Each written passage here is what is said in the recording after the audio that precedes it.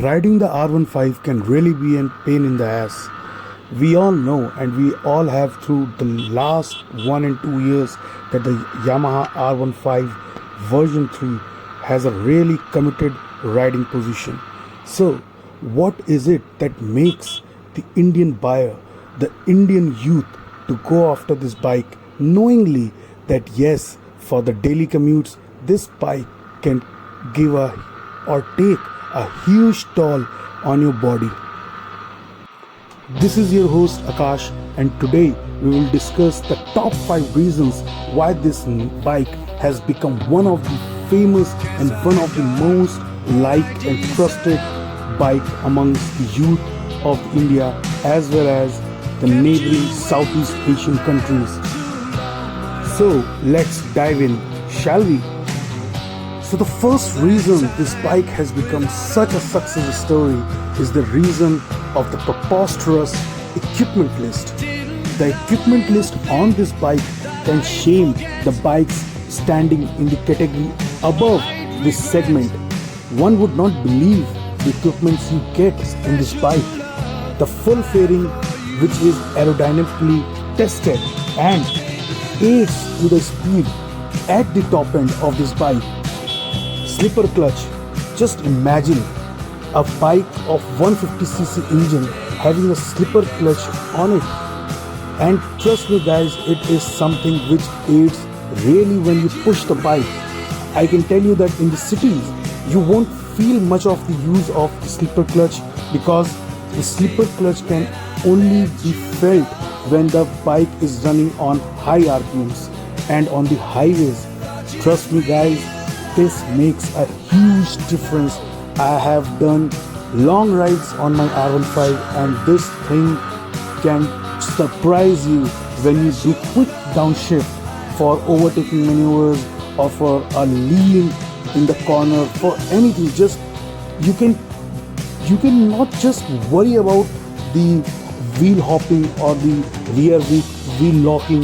You can simply shift down and let go of the clutch and the bike will smoothly carry on the speed which you want the bike to carry.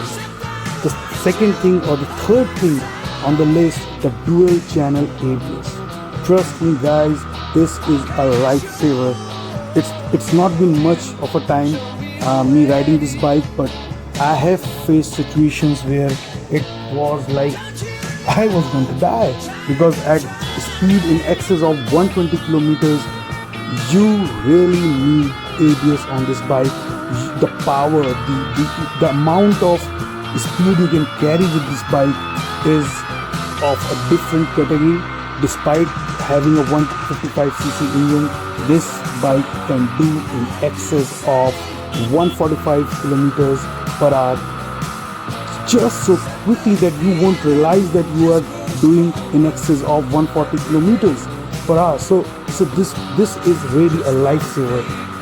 Then comes the digital instrument cluster, and yes, it is a looker. You just want to look at that instrument cluster at night. The white backlighting is awesome. Then there is the LED headlight as well as the backlight. Yes, this bike does not get the all LED treatment of the KTMs, but then too the headlight and the backlight are awesome. The light throw from the headlight, despite many being saying that look, the headlight is not proportional to what you need for night riding, and I do accept it, but that is when you are riding in excess of 40 kilometers per hour or more. The thing is, in city rides at night, if you are riding it for just a commute, you can very well do up to 40, 50 or 60 kilometers. The light is sufficient. The problem is actually not with the intensity of the light, it is with the throw of the light. The throw is quite short and does not leads to illumination of far objects. The illumination is quite bright, but the distance of the throw is quite meager. So there is the problem. But then to the LEDs, the light, headlight and the backlight are awesome. Then you have your fuel injection system. The system on this bike is super smooth, total smooth, or any sort of smooth you want to call it. but the fact remains that the throttle response and the tuning of the FI system on this bike is spot on. The linear acceleration this bike gives you enough confidence to push this bike on the corners as well as some twisties where the throttle response is the key of gaining that few milliseconds onto the lap times. The second reason why this bike sells like hotcakes is the awesome engine. The engine on this 155cc super sports motorbike is liquid cooled as well as a tremendous smooth engine. The heart of this engine consists of forged aluminum piston. This is the technology you get on super motorbikes and something into the nitro class or into the 600cc class. But this technology in a 155cc engine is just mind-boggling. Then comes your V3.O, the variable valve actuation system. The system gives you two types of cam timing. So in the lower end, one cam can give you better acceleration, better fuel economy, whereas when you go past the 7,500 RPM mark, then the orientation of the engine automatically changes towards high power, high pickup, and definitely takes a toll on your fuel economy, but that is where you go nuts. Your bike literally goes nuts after 7,500 RPM, and every downshift or every upshift gives you a jerk, and it literally tells you that yes, I'm ready, just let's throw the bike around and have fun. So the power you get from this engine, a 155cc liquid cooled engine, is about 20 PS, 19.3 to be precise.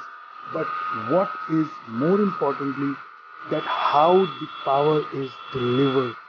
The power is delivered in a very linear, smooth manner. It is basically a beginner's bike. So if you want to get into super sports biking or something like that, then this is a perfect tool, even for tracks that where you can have unimaginable amount of fun with this bike.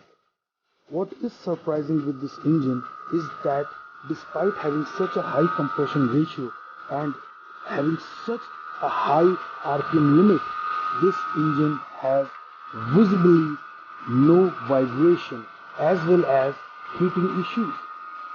You tend to notice that any performance bike has so much heating issues when it comes to day-to-day traveling, day-to-day commuting, but this bike, no, this is an exception.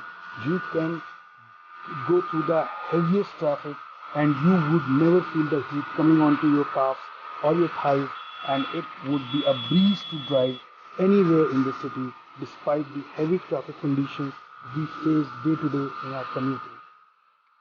On the other hand, this bike is highly fuel efficient. Trust me guys, if you can drive this motorcycle at about 5,000 RPM and do not exceed the 6,000 RPM mark, trust me, you are in for a treat. This bike will be returning you round about 45 to 50 kmpl in the cities. You just need to be lenient on the throttle. The third reason for this bike to be a super seller is the super sports riding ergonomics. You want to feel like a Rossi? Have this bike. Even when I was initially into riding this bike, it was tough on my body since I wasn't the fittest person around. So I have to work around my ways.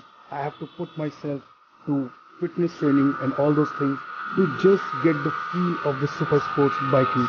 But trust me guys, once you get the taste of supermoto, you are never going to ride a normal bike. You will have a craving for super sports. So this bike, despite being of such a small displacement, the ergos of the bike, for which this bike is also being so much hated by other riders who just find it too uncomfortable to ride this bike. But trust me guys, it's not about how long you ride it, it's about how much you like when you ride it. The craving for the riding ergonomics is beyond imagination. It's been just 1.5 months for me riding this bike, but trust me guys, I cannot go back to a normal commuter or something which is not super sports. The fourth reason is definitely the low cost of ownership and maintenance. This bike just costs like any other commuter 150cc bike to own. You don't have to shell out or empty your pockets. This can be a bike you can ride long and numbers of years because of the reliability of this engine, and yet the cost of ownership would be very meager. Trust me, this is a bike you want to have in your garage if you are someone who wants to go light on your pockets. The last but not the least, the reason for buying a Yamaha R15 is its racing heritage and the brand relation with the racing industry. If you're owning a Yamaha motorcycle, you know that this name Yamaha is synonym for racing. Whether it was RX100, whether it was RD350, this company introduced speed to the Indian subcontinent, and anyone who was into riding back then knows the RD350 was a mini bike. It was so fast that the brakes on the bike was pretty much useless. You can go fast, but you couldn't stop. So as per the time when the RD350 was launched, it was the fastest bike around, and this bike, the R15, might not be the fastest bike around, but this is a bike which is one of the fastest in its category. So I think if you want to own a bike with racing heritage, you need to have the baby blue. So I will wrap up this video just by saying this, that if you are in the market for a 150cc sports bike which is light on your pocket and is a hard hitter when it comes to speed, just go and grab yourself a Yamaha R15. Like, share and subscribe for awesome contents.